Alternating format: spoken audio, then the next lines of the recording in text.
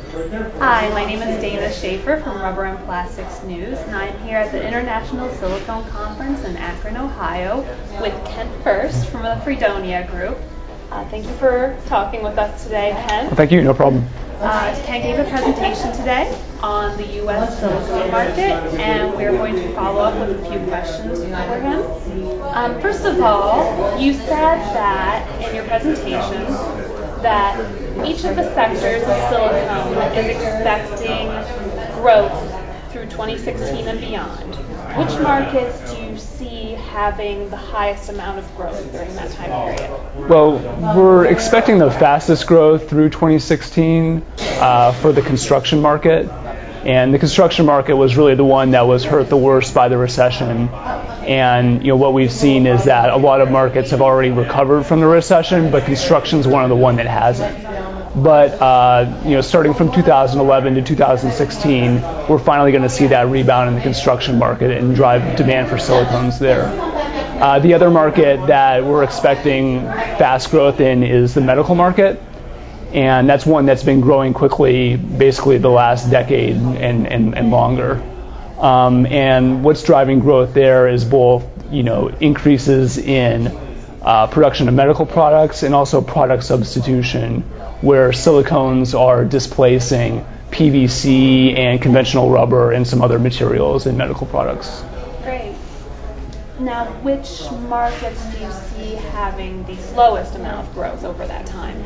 Well, we're not seeing really bad growth for any markets, but there are several, mainly smaller markets where silicones are sort of mature and the products themselves are mature. Things like motor vehicle polishes, paper coatings, things like that, toys and sporting goods and things like that are sort of relatively slow growth markets for silicones, but even these are going to show some growth and improvement over the recent period during the recession. Now, this was a presentation focused primarily on the U.S. market, but you did touch on the world a little bit, and you mentioned that by 2020, China would be the largest market in terms of value.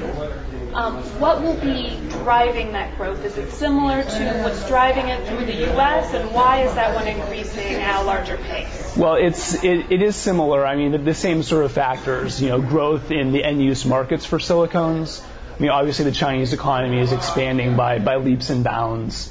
But what we're also seeing in China and kind of other developing countries of the world is that silicones are not as widely used now.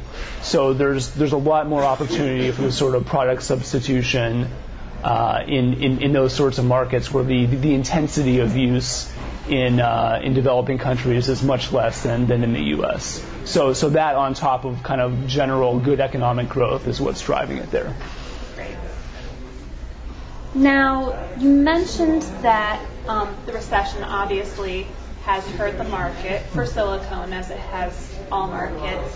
What other threats exist for the silicone industry other than the recession that could affect the industry into the future?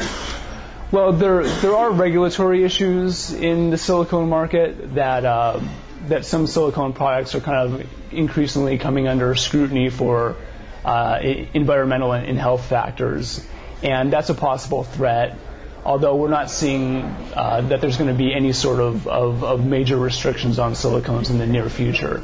But sometimes when there are environmental issues raised about a product, that can spur consumer backlash, whether or not there actually is, there's a perceived environmental issue, and that might be a problem.